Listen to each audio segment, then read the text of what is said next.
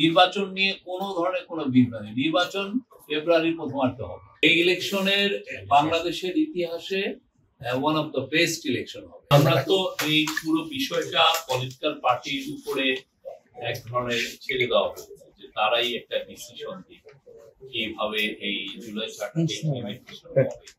তো এখনো আমরা তো তাদের কাছ থেকে পুরোপুরি কোনো কথা শুনি নাই এখন পর্যন্ত, এবং আমরা পত্রিকা উত্তরে বা ওয়েবসাইট গুলোতে দেখছি যে একটা কথা নিজেরা অনেকে কথা বলছেন। তারপরে জামাতের তরফ থেকে বিএনপির সেক্রেটারি জেনারেল মির্জা ফখরুল ইসলাম আলমগীরের কাছে ফোন করা হয়েছে, কিন্তু এটা জাস্ট আমরা টিভি বা ওয়েবসাইটে দেখছি, সোশ্যাল মিডিয়ায় দেখছি, এখন আমরা এটা জানি না। আমরা আশা করি, যেহেতু দেখেন ক্ষমতায় তো পলিটিক্যাল পার্টিগুলোই থাকবে, ঠিক না? তারাই এই ডেমোক্রেটিক ট্রানজিশনের পরে তারাই ক্ষমতায় আসবেন, এবং আমরা আশা করি যে আগামী 100 বছর ধরে তারাই থাকবে।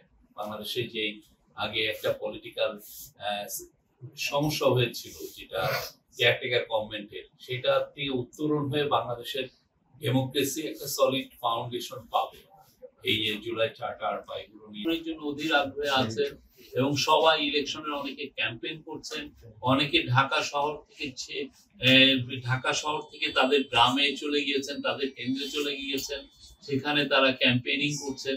আমরা তো সবাইকে দেখছি, আমি কাউকে, পুরো জাতি এখন নির্বাচনের জন্য অধীর আগ্রহে আছে, এবং নির্বাচনের ক্যাম্পেইন এমন কোনো জায়গায় নাই যে আমরা দেখছি। হ্যাঁ, প্রত্যেকটা জায়গায় আমরা এই ক্যাম্পেইন দেখছি। এটা আমরা নেত্রকোনায় দেখছি, আমি নোয়াখালীতে দেখে আসলাম, কুমিল্লায় দেখে এসছি, আমি এটা মাগুরায় দেখছি, ফরিদপুরে দেখেছি, আপনার এই যে ময়মনসিংহে দেখেছি। কোথায়? আমি তো গত 4-5 সপ্তাহে তো এইভাবে আমি ট্যুর করলাম, ট্যুর করে তো আমি দেখেছি যে সব জায়গায় মিটিং মিছিল করছেন।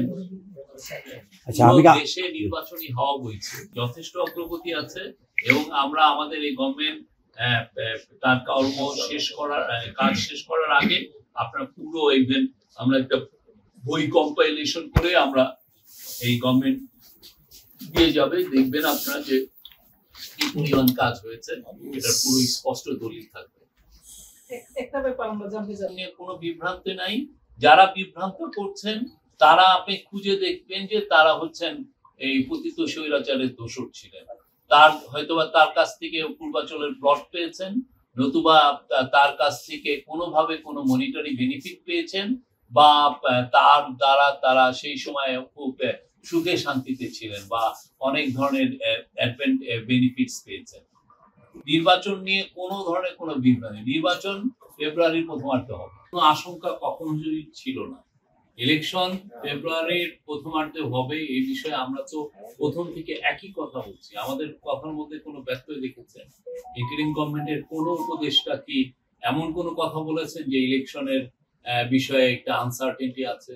ইলেকশন বারবার তারা বলছেন যে ইলেকশন ফেব্রুয়ারির প্রথমার্ধে হবে, এবং এই ইলেকশন সত্যিকার অর্থে এই ইলেকশন ঠেকানোর শক্তি কারো নেই। আচ্ছা, জামাত যারাই কনস্পিরেসি করুক, ইলেকশন ঠিক মতো হবে, এবং এই ইলেকশনের বাংলাদেশের ইতিহাসে one of the best election হবে। আপনি স্টলে আপনি যান, আমিও তো যাই। আমি গত 5 সপ্তাহ ধরে একটানা ভিজিট করছি। আজকে আমি মাগুরা যাচ্ছি, কালকে নোয়াখালী, পরশুদিন হালুয়াঘাট, তারপরের দিন ময়মনসিংহ। আমি সব জায়গায় যাচ্ছি, যেহেতু আমি তো সব জায়গায় ইলেকশনের হাওয়া দেখছি, এবং সবাই ইলেকশনে আমি বিশাল বিশাল মিটিং দেখছি। এক জায়গায় আমি মাগুরে গিয়েছি, রাতে আমি আটকে ছিলাম একটা ইয়েতে, এত বড় মিটিং আছে, 10 মিনিট ধরে ওই মিছিলটা গিয়েছে।